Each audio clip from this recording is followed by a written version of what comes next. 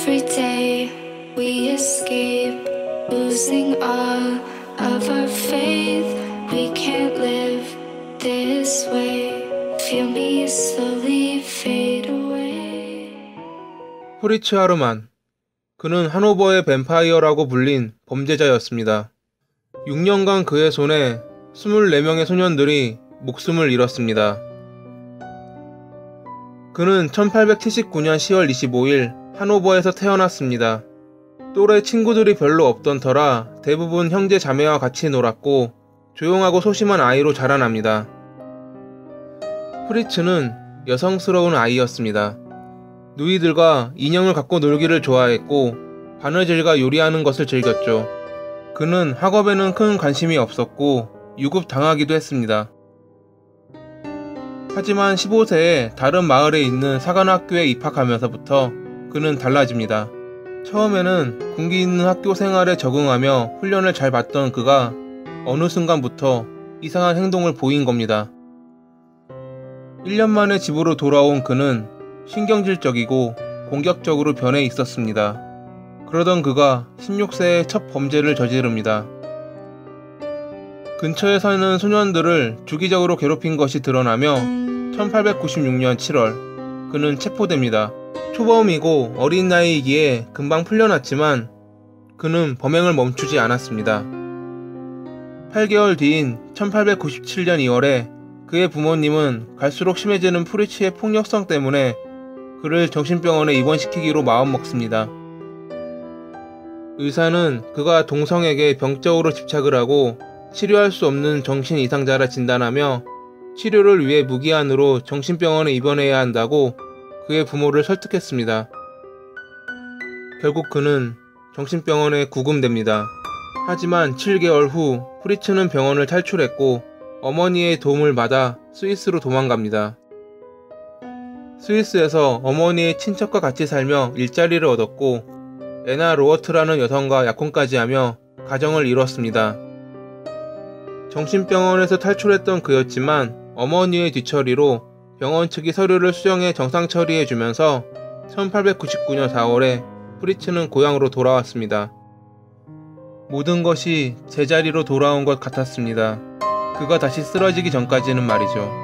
갑작스레 쓰러졌던 프리츠는 4개월간 병원 신세를 졌고 그 사이 그는 무언가 변했습니다. 프리츠는 약혼 여인 에나가 바람을 피운다고 생각했고 그로 인해 날마다 싸우던 그들은 결국 헤어지고 맙니다.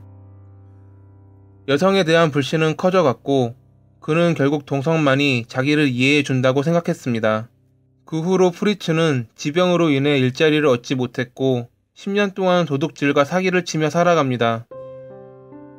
1918년 9월 27일 마을에서 한 소년이 실종됐고 용의자로 프리츠가 지목됩니다. 마지막에 실종된 소년이 프리츠와 함께 있는 걸 목격한 이들이 있었기 때문이었죠. 경찰이 그의 집을 방문했고 실종된 소년에 대해 물었지만 그는 끝까지 자기는 모르는 일이라 잡아뗍니다. 결국 프리츠는 실종건에 관해선 무죄로 판명났지만 신문 당시 어린 소년을 추행한 것이 드러나 그에 대한 죄로 8개월의 징역을 살게 됩니다. 사실 소년의 실종은 그와 관련이 있었고 그는 당시 기분을 좋았다고 추후 밝혔습니다. 옥살이가 끝나고 나온 그는 하노버의 중앙역 근처에서 다음 타겟을 물색했습니다. 그렇게 1918년에서 1924년까지 그의 손에 24명의 목숨이 사라졌습니다. 희생자들은 대부분 노숙자나 가출 청소년이기에 사람들은 정작 그들의 실종을 신경 쓰지 않았습니다. 1924년 5월 17일 강에서 놀던 아이들이 사람의 두개골을 발견하면서 사건에 대한 진실이 드러납니다. 강 일대를 탐색하던 경찰은 6월 13일에 또 다른 두개골을 발견했고 그것이 몇 년 전부터 사라진 소년들의 것이라는 걸 알게 됩니다. 몇 개월간 지속된 수색에 500개 이상의 인간의 뼈가 발견됐고 검시관들은 대부분 소년들의 뼈이며 20명 이상의 흔적이 발견됐다 밝혔습니다. 경찰은 소년들을 추행한 전과가 있는 프리츠를 의심했고 그를 집중적으로 감시했습니다. 그러던 중 그와 잠자리를 가졌던 한 소년이 경찰에 고발하면서 프리츠는 체포됩니다. 합법적으로 프리츠의 집을 조사한 경찰은 여러가지 증거를 발견했습니다.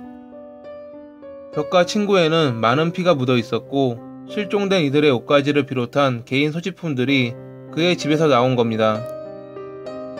그의 이웃들은 프리츠가 데려온 소년들이 그 후 실종됐다는 사실과 그가 무거워 보이는 가방과 바구니를 들고 외출 후 빈손으로 돌아오는 일이 종종 있었다고 증언합니다.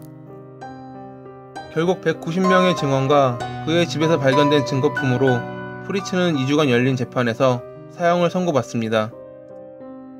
프리츠는 후에 자신이 50에서 70여 명을 죽인 것 같다고 자백했으나 조사 결과 24명의 죽음만이 그와 관련돼 있었습니다. 당시는 연쇄살인이라는 것이 생소한 일이었기에 언론에선 그를 늑대, 뱀파이어 등 인간 외의 괴물이라 불렀습니다. 그의 마지막 말은 회개하지만 죽음을 두려워하지는 않는다였다고 합니다. 그렇게 1925년 4월 15일 그의 형이 집행됩니다.